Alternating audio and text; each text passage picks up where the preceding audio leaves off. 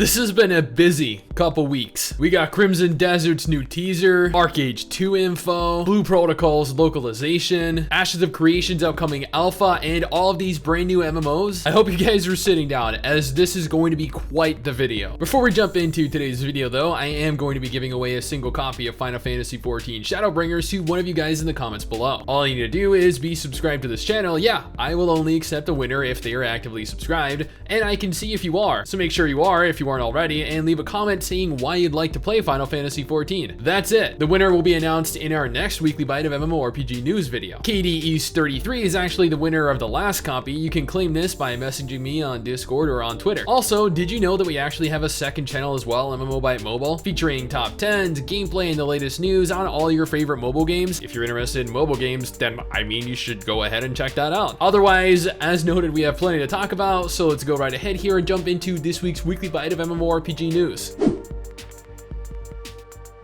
Let's kickstart this weekend with Crimson Desert. Pearl Abyss revealed last month that they had plans to showcase Crimson Desert off at the Game Awards on December 10th. And to hype players up for this, they went ahead and released a brand new teaser for the game. And I use the term teaser here very, very loosely, as the teaser in question is actually more or less literally just a logo. Honestly, we saw more out of the official trailer released last year, but it's good to know that next week we'll finally have news pertaining to the game, and new footage as well. This is important because this could be one of the largest MMO releases in recent memory, so it's worth keeping an eye on come December 10th.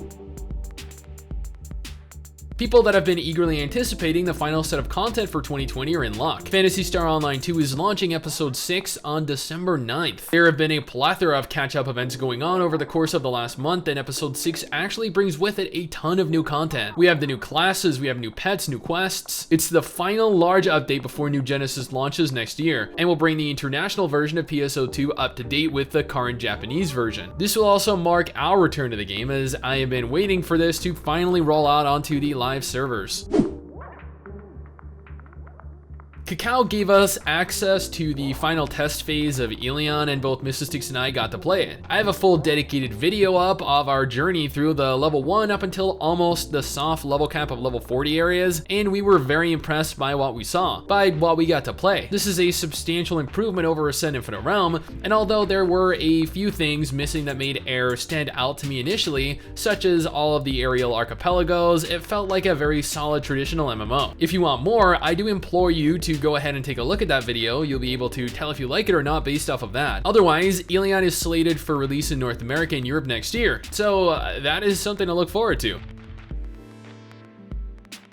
I know players were hoping to have the opportunity to test the alpha for the upcoming Zenith VR MMO, but it turns out we'll need to wait a little longer. According to the developers, progress has been going extremely well, which is about what you'd expect them to say. Fast forward a little bit, and they went on to state that the alpha test, which was scheduled for late 2020, is actually being rescheduled for early 2021, with the reason being that they have a lot of unique features and really cool game mechanics that require a little extra time to polish. I am more than fine with this, as a delayed alpha test will provide them the opportunity to make certain that the game is in tip-top shape before releasing to a larger public. Very rarely are South Korean MMOs made with the goal of developing a game for non-mobile devices, right? That seems to be all that they're interested in doing these days, and it stands to reason as to why. The mobile gaming market is ridiculously large. Rise, however, aims to be something quite different. Rise is an upcoming South Korean MMORPG that takes inspiration from quite a few pre-existing medieval MMOs. But where it's different is that this game is being built specifically for PC and console platforms, not mobile. Rise will have no mobile cross-compatibility at all. However, they do aim to optimize the assets and port the game over to mobile eventually. It won't be cross-platform compatible with the PC and console versions, however, and this game is not being built with mobile play in mind. This is a direction I'm glad to see the game go, and I couldn't be more excited to see where this ultimately ends up. So, ArcheAge 2 was recently announced. I covered that announcement with Exile Games and Kehliel working together to bring this vision to fruition. However, ever since then, the developers have gone radio silent. No trailer, no teaser even, no information really at all. Until a week ago, that is, during G-Star 2020. While we still don't have any gameplay footage yet, we're aware that this is being built on Unreal Engine 5 and will actually take place on the eastern continent of Piranha, set 2,000 years before the events that took place in ArcheAge. This is interesting as it means that the game will likely feature the one single continent as opposed to multiple and will have a focus on certain races. Speaking of, it was revealed that some of the races that were originally confirmed back when the game was initially announced, some of the races that we still have yet to see in game are going to be included this time around. The game will also take the same direction that its predecessor took: freedom, exploration, trading, housing, and yes, even the PvP. I have a dedicated video coming for Lands of Kehliel on Monday, but this is a brand new upcoming MMORPG developed with a different goal in mind. Instead of having hundreds, thousands of players out in the world concurrently, all pursuing the same goal, all participating in the same quests, Lands of Kehliel plans to be different. Instead, you're going to compete against other players, other groups of players more specifically, in an attempt to conquer the game, the world first. Once you complete a quest, other players will actually no longer be able to complete it. There will be traditional PvE in the game, fighting monsters, bosses, gearing yourself and the like, but this MMO is looking to be one of, if not the very first MMORPG that focuses on competition and personal skill, in their words, not mine. I'm not sure how this will even work, honestly, considering there will only ever be 4 different groups of 4 players allowed at any given time in a world. Does 16 total players make an MMO? Furthermore, since you'll never see more than 15 other players total, does that make the game feel like an MMO to you? The only reason I knew about this was because the developers actually offered me a copy of the game on the PS5, but apparently Temtem is launching into early access on the console on December 8th. The game already has a lot of players, hundreds of thousands total thus far, even though there's only approximately 1,000 or so playing at any given time during the course of the day. Not only will the game be launching on the PS5, but it's also going to offer full cross-platform play between both PC and PS5. This will provide quite a large boost to the population of the game, which once again is already fairly large. So if you've been waiting to jump into the game, this might be your chance to. Honestly, this game probably plays better as a console MMO anyway.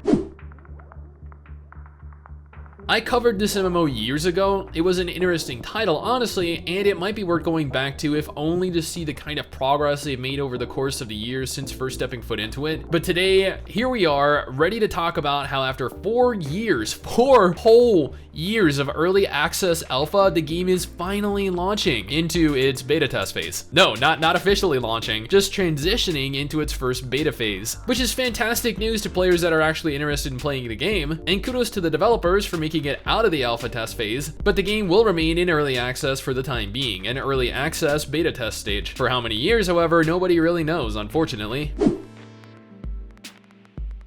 We're just a couple days off of being able to push through to patch 5.4, and the official website for Final Fantasy XIV has been updated accordingly. We have the final Eden's Promise raids, Matoya's Relic Dungeon, new chronicles of a new era quest, the Castrum Millennium Trial, an extension to the Resistance Weapons questline, the Delabrum Reginae large-scale battle, new features, performance updates, and more. I'm attempting to avoid spoilers here, but I recommend you checking out the website if you're curious as to what we have to look forward to next week. It is gonna be a really big week. I've been meaning to do a dedicated video on Mortal Online 2 for a while now, but this will have to suffice. Recently, the developers behind the game sent out almost 50,000 keys for players to test the game during its most recent test phase. The dev team wanted to really push the servers to test how well they would hold up under the stress of a large influx of players, but unfortunately, only a maximum of 2,000 players logged in at any given time to actually test the game out. While they were ultimately disappointed with the turnout, they did learn that there was some strain in areas they hadn't anticipated. However, their servers overall held up pretty well. Famco know how to keep hype for their MMO flowing, right? Because last week they actually revealed a brand new entire zone for players, the Salamzard Oasis. Not only did we get a glimpse of the beautiful desert region, but also a look at one of the monsters. And I know guys, it is just a monster. There's really nothing to be excited about over a single enemy model, true. But The zone itself is what I wanted to actually highlight here, as during the closed beta, Mrs. Sticks and I participated in, I believe that we only saw a maximum of 2 whole zones. This will be the 3rd large zone to be introduced into the game, which begs the question, how many entire zone masses will there be in total? Additionally, worth noting here is that during the most recent Zoom conference with the developers, it was revealed that they are hiring additional staff to work on the game, specifically game designers, localization directors, and AI engineers. They have well over 100 people constantly working on the development of the game now and are already hiring localization directors for their upcoming international release in 2022. If you needed further clarification of a global release, then this right here might be just what you're after. The very first state of alpha testing for Ashes of Creation is fast approaching. It's only a couple weeks away at this point. With the test phase this close, the development team revealed that they are working on an entirely new island for players to explore that is built specifically for Alpha 1 testing. The new island will feature new monsters, new mechanics, and will allow players to test out the PvP, which I have learned is actually forced PvP, meaning that there's no way to opt out of the PvP. There is no toggle option to flag yourself for or against PvP, which I know is actually going to be a pretty big deal for some of you that don't like to be forced into PvP. I look forward to seeing where this ends up going and would love to get into the test phase myself, especially the later one where I can go about actually obtaining footage for the game for you guys. I know this will appeal to a minority of players, but it is worth including here because that minority might be watching right now. Soul's Remnant is an upcoming 2D MMORPG being developed by a single guy, beginning development all the way back in April 2016. This will be a social and player-driven platform MMO, kinda like MapleStory, and is actually available to play today, Saturday, December 5th. I guess it's worth trying out if it looks interesting to you, otherwise, you know, just go ahead and carry on.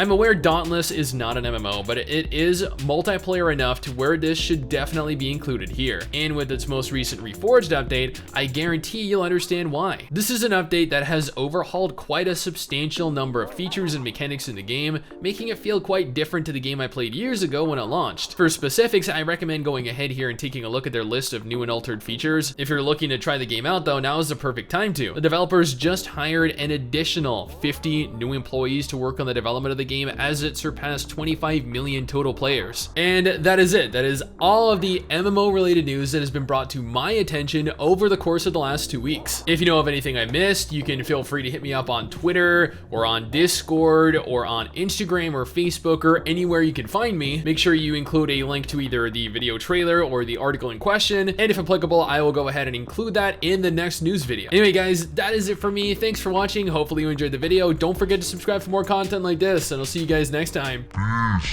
Peace.